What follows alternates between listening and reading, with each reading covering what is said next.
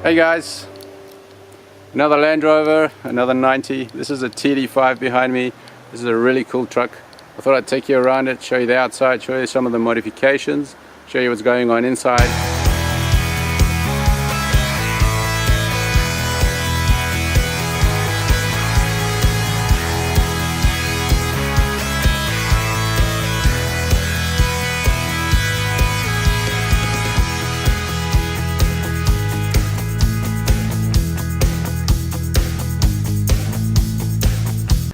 Stay tuned. We'll start at the front. We've got a lovely looking bull bar here. This is from Extreme 4x4, which is actually a bumper and a protection plate for your, it's just like a steering guard in one. It has 10 points to attach to the chassis, which is really cool, which you don't normally see. Very well made. On the front we have the worn winch. This is the famous 8274. Really cool, very fast, very strong.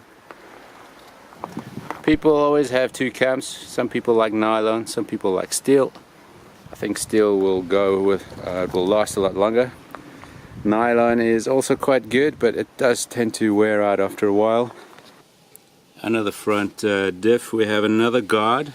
Here you can see that diff protector. It also protects this here, which you don't normally see. Normally you have just a little bowl around the diff itself. This is the full width and it protects that. And on the front, the steering protector as well. Very nice, very cool. This is made of steel. And these wheels, probably some of the coolest wheels you can find for a Defender, but I'm just sad to say they don't make them anymore.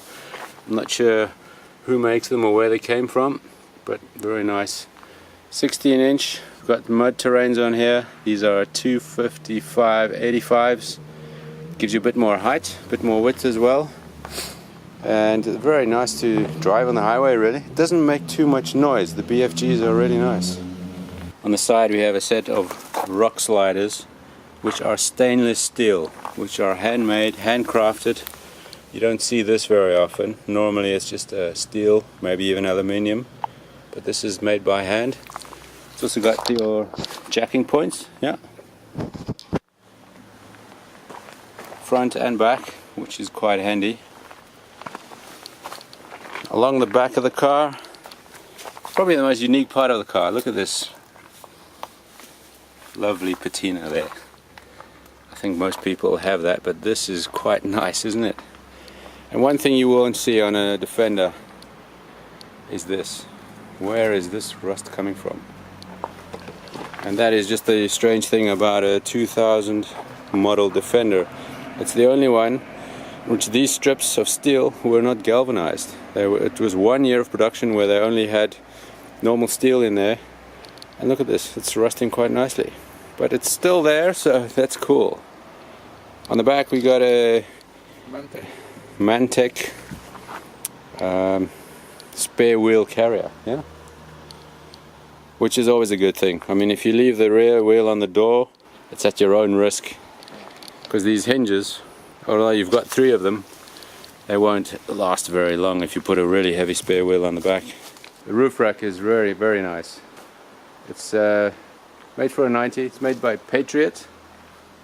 I think we all know Patriot. They make really good quality products. The rear step is integrated into the roof rack itself. It's an aluminium roof rack, yep, but still very, very strong. Nice wide channels on top you can walk on and you can attach things to. It makes it very handy. There is a high lift jack on there as well. And what is really nice is this channel here, which goes into the rain gutter of your Defender, but it keeps the whole thing being one unit, so all the weight rests along the whole width, the whole length of the rain gutter, instead of just the 3 points. In front here we've got tree protection coming from the roof rack down to the front. This protects your windshield if you're driving in really dense forest, a really narrow track. It will protect your windshield from all the branches hitting back. We've got a snorkel here. Looks like a Safari. It's a Mantic with a Cyclone. The Cyclone filter is not from Mantic, it's not original. It's actually for a farming sector from a tractor or something. Works very well anyway. So yeah, this car has had a hard life.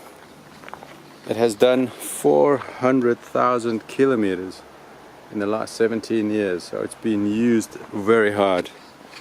One famous thing for a Defender is the door closing. It never closes in one go.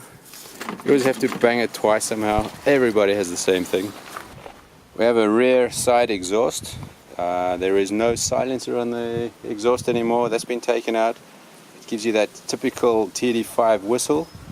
It's also been chipped. It's got an extra increase in power from 122 to 170 horsepower. And a bit more torque. About 400 Newton meters. 400 Newton meters of torque. So I think it's quite well known. The TD5 is well tunable. And in fact, people think, yeah, if you tune the engine, it's not as reliable anymore. But here we are looking at this car. It's done a lot of kilometers without any problems. Up on the roof rack we have lighting. Some really cool LED lights. We have two side mounted LED spots. They give about 2200 lumens. And the bar in the center, I think it's around 2000 lumens. So the side ones give a lot more power, but the big one in the middle gives you a lot more spread. So you've got a nice mix. You get a lot more distance and a lot more light out to the side of the car. Got an aerial on the roof as well, which you need for your radio. And at the back, look at that. Nice little orange light. Really cool. Because mostly this car gets used to help other people out of trouble. Let's go and have a look inside. Let's see what's going on in there. Well, here we have the rear of the 90. You can see it's a work truck. It gets used. It's a daily driver as well. Over here, very important, some good sound, because the standard radio from Land Rover is pathetic, as you know. So that's really cool. Make some space for that. Above that is a compressor. It's plumbed in over here. It's got its air tank over there, and it's got a connection over here. And that's good for airing down your tires, or if you need some air or something. Up here is the compressor line on a little retractable roller, which is nice. Here we have two 230 volt connections. There is a master volt converter. There's all the electric installation. It all works, which is good. Here is another speaker. Here is a 20-litre diesel can, extra diesel, camping lantern, and the whole front piece, actually, from behind the seats, is dedicated to tools. Because you need to repair your car, you never know where you're going to be landing up. There's a first aid kit as well. This is quite nice here. This whole panel is wood, I think. It's been carpeted as well. It makes it nice and quiet.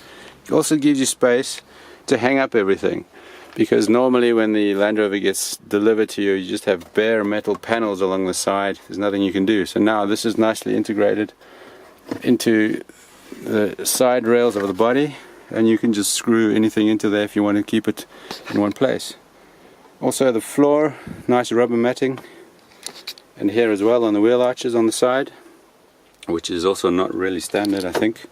Normally it's just bare metal. Here we have the rails on both sides with the adjustable rings, so you can move them around. See if you want to attach something, which is very cool, nice to have, because if you're traveling on a rough road, everything is just shaking all over the place. So these are a very good thing to do on your car, just to keep everything in one place. Normally the back of the Landy gets full of stuff anyway, so you like to keep it in one place.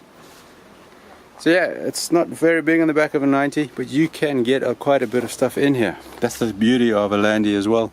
It's very wide, it's very tall, big square box. So whatever you need to get in there, it's great. and you still have space left over for your camping gear, your clothing, or whatever else you need. On the back door, very cool. This is aluminium. It replaces that old thing you get from the factory. This is nice as well. Very simple but sturdy. It works very well if you need to stop and brew a cup of tea or something. But what's most important on this door is right here. Yeah. If you need to open a beer, that's where you do it. Very cool. So that's the back of the Landy, the inside of it.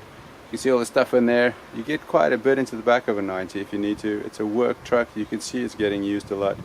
It's seen a lot of miles. Here's the front of the 90, the business end. This is where you and your co-driver sit.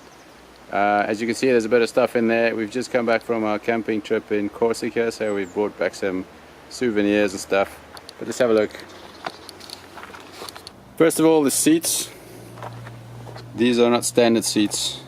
The middle seat is, as usual, this is the old cloth on there. But this, the driver's seat, the passenger seat are Koenig seats, which are very comfortable. They give you a lot more support. The standard seat is just nothing comfortable at all. This is also mounted a little bit higher than normal, about that much, which gives you just a little more leg room, a bit more comfort for your knees as well. It makes quite a lot of difference, in fact. Speakers, you can't have enough sound, right? Over here is something that is not quite standard, I think, in a normal Landy. This is not how the factory delivers your car to you. A lot of charging points, a lot of switches for your lights, for your spotlights. As you know, most Land Rovers, when you receive it, you start working on it to improve it, because when it comes from the factory, it's not that good.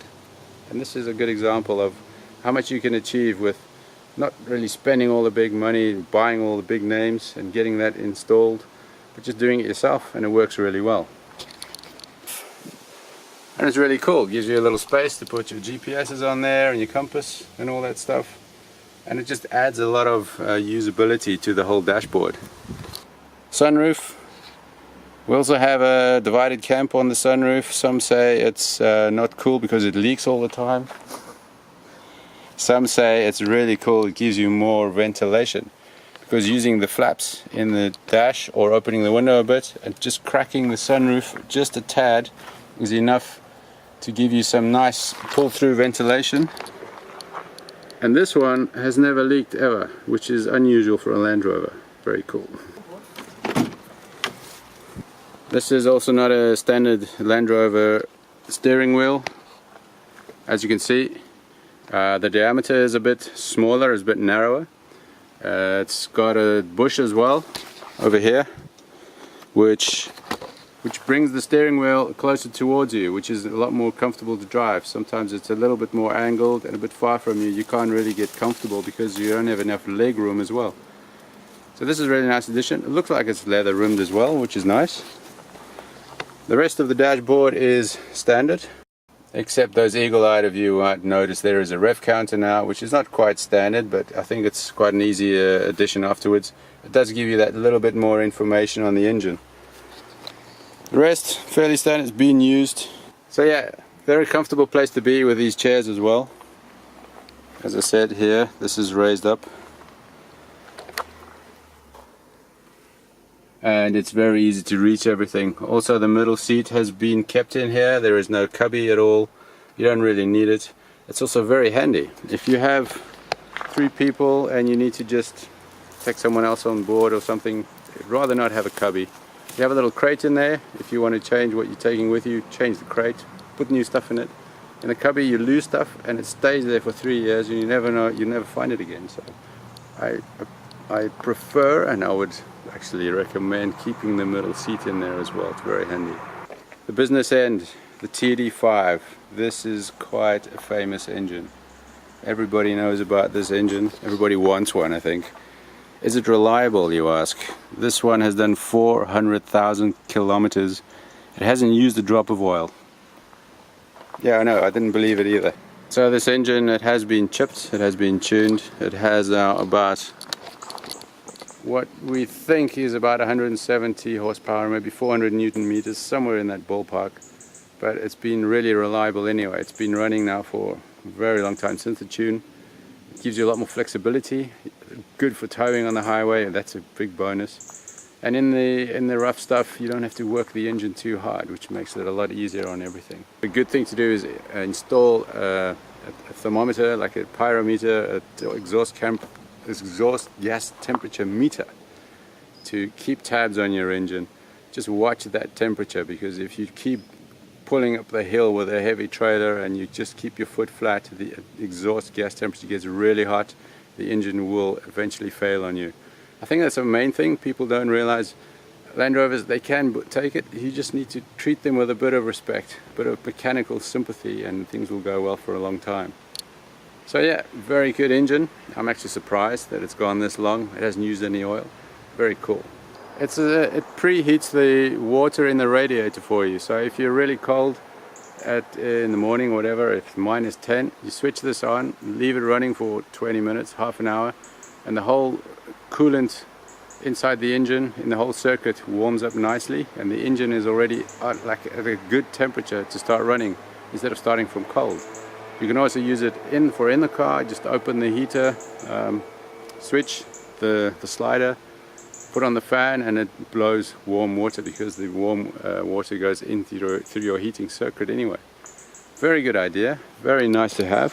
Keeps your car a lot more reliable, puts less stress on all the parts when you start and move away.